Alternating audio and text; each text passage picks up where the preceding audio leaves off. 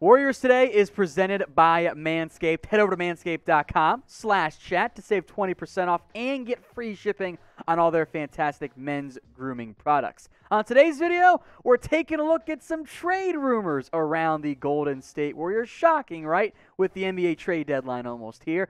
Let's begin with the man every fan base wants, or almost every fan base wants, Bradley Beal. The report is, and this is from the Mercury News' beat writer Wes Goldberg, the Warriors could be a top contender for Bradley Beal, which is interesting and frankly not sure it actually makes the most sense. But first, before we get to that, as we all know, Bradley Beal has long been linked to trade rumors. Every other team wants to acquire him. He seems fine in Washington, wants to win game for the Wizards, but overall, that team has not done particularly well. And at some point, I think, it's only a matter of time before they do inevitably cave and trade Bradley Beal to a contender, and almost every contender wants to bring it down. Now, Goldberg mentioned two main assets as a trade piece: James Wiseman, the center, and the 2021 first-round pick via Minnesota, top 3 protected. Now, in order to make the money work here, I'm going to throw in Kelly Oubre Jr., who's on a 1-year deal, and also you don't need if you have Bradley Beal, right?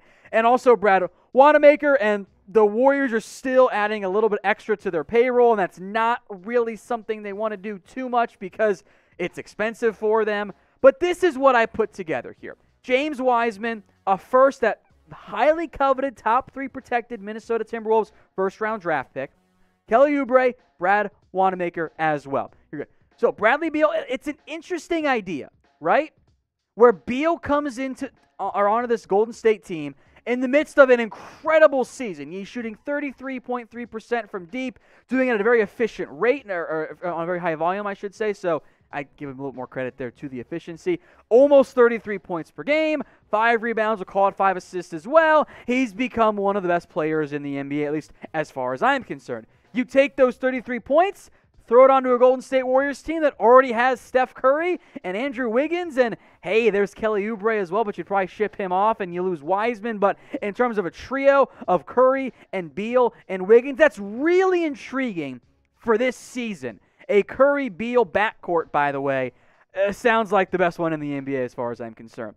Where things get interesting for me is in the long term, because you're probably going to keep Andrew Wiggins to play small forward. You got Curry, you got Beal, but you're supposed to get Klay Thompson back next year. Now, he's missed pretty much the last 2 seasons due to injury, last one being a torn Achilles he suffered in November. I question how Curry and Beal and Thompson and Wiggins, all on massive contracts, by the way, all fit together properly. And you could definitely make it work.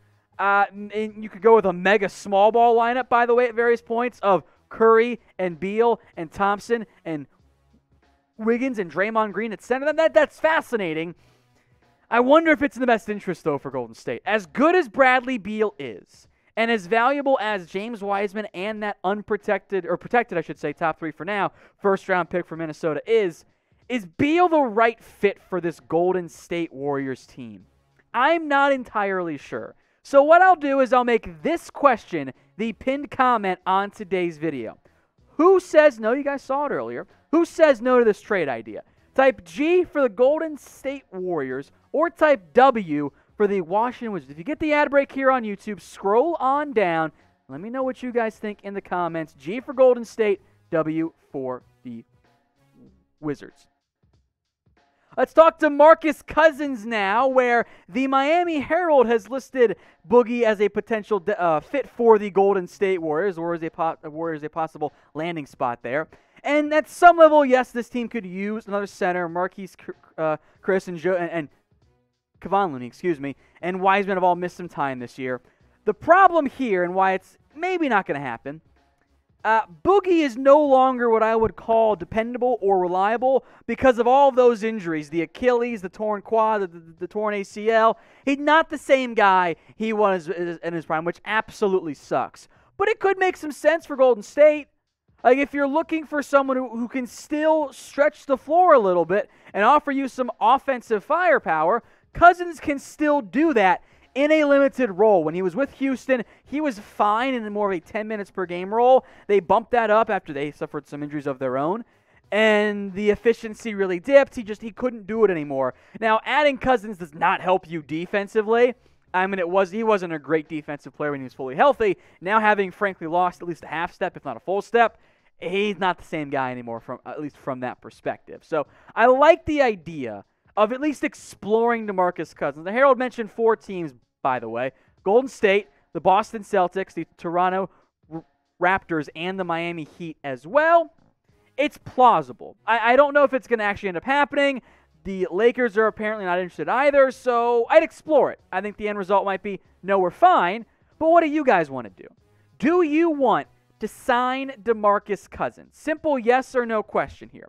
Type Y for yes in the comments if, yes, you want to go get Boogie Cousins back on this team, add him to your rotation at the as a big man, or type in N for no if you guys don't. Now, for those of you guys who live out in the Bay Area, Manscaped, the official partner of the 49ers, maybe you've seen some stuff for them, maybe you haven't. You can head over to manscaped.com/chat and get 20% off and free shipping on all of their men's grooming tool products, like the Lawnmower 3.0. It's the best men's hair trimmer for down south, if you will. Manscaped.com/chat, C-H-A-T. That link is in the comments, and it is in the description as well. So go check it out. You can check out the perfect package as well, the boxers, the travel case, the ball deodorant, the ball toner, all of it. It can all be had for 20% off and free shipping, but you got to remember to use that URL at the bottom of your screen that you see. It's manscaped.com/chat. Trying to stay nice and trimmed and, feel at least a little bit bigger. Manscaped's a great way to go about that. Manscaped.com/chat. Go check them out today. Could the Warriors trade for P.J. Tucker? This idea floated actually by ESPN with the NBA trade deadline approaching. They put together kind of their little rundown of every NBA team, and they mentioned Tucker as a potential trade target for Golden State. Now, reminder, the Warriors have a $9.25 million disabled player exception unfortunately due to the Klay Thompson injury. Now, the Rockets reportedly are willing to deal Tucker before the deadline.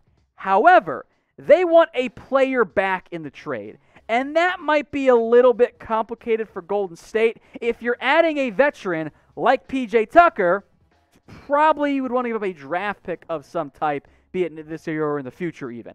Tucker, offensively, doesn't really offer anything at this stage in his NBA career. He's averaging under 5 points per game. He's shooting 32% from 3, which isn't bad, but we've also seen better play out of Tucker from an offensive perspective.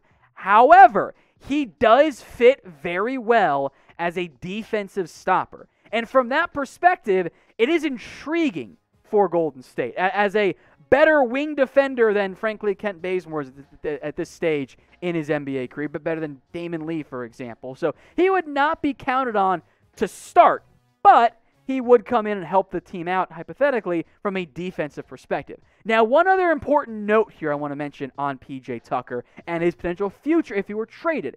If the Warriors were to trade for him before the NBA trade deadline and using that DPE, that disabled player exception, it would actually allow Golden State to retain Tucker's bird rights, which is essential in order to re-sign him beyond just one season.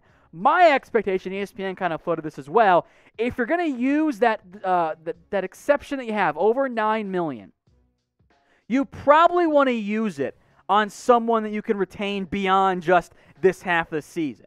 And if you were to re-sign Tucker, that does make some sense there. Now, again, the bird rights allow a team to go over the cap, something Golden State is already wildly over as we speak, to re-sign him. At this stage in his career, I don't really know how much longer P.J. Tucker is going to be able to play. The fact that he's playing the way that he is when he's already 35 years old and will turn 36 in May, that's impressive. Offensively, again, he's not going to bring you anything.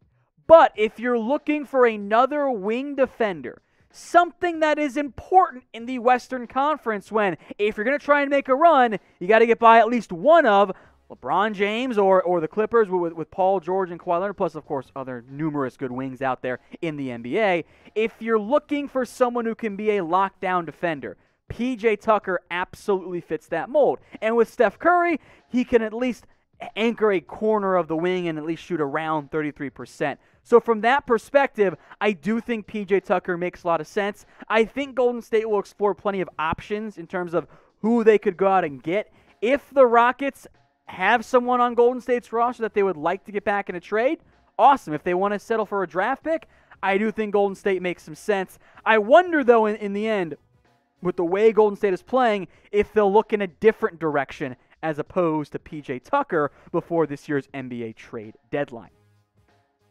Name a player then in the comments section for me who you want to trade for. It could be P.J. Tucker. We mentioned Bradley Beal. Anybody. Let me know what you guys think in the comments. And while you guys are down there, make sure you are subscribed. If you want more Golden State Warriors videos, hit that big red button and subscribe today. That way you don't miss out on anything going on around Golden State. There's more videos coming as the NBA trade deadline gets closer and closer here this season. I did want to briefly discuss Jeremy Lin here, of course, playing for the Warriors G League team, the Santa Cruz Warriors. Big deal coming out this weekend in which Lin revealed that he's been called, quote-unquote, coronavirus on the court. Wildly offensive, wildly racist. Son, we're here in 2020, and people are doing this. Grown adults are doing this, of course. The G League is currently investigating. Lin did not reveal specific details in terms of who said it, when it was said, what team, any of that stuff. Lin was trying to not publicly drag or shame them, I guess, and trying to focus more on the, hey, this is a problem, let's make it better. Here's exactly what Lin had to say. I know this will disappoint some of you, he wrote on Twitter, but I'm not naming or shaming anyone. What good does it do in this situation for someone to be torn down? It doesn't make my community safer or solve any problems of our long-term problems with racism. I think Jeremy Lin is right there.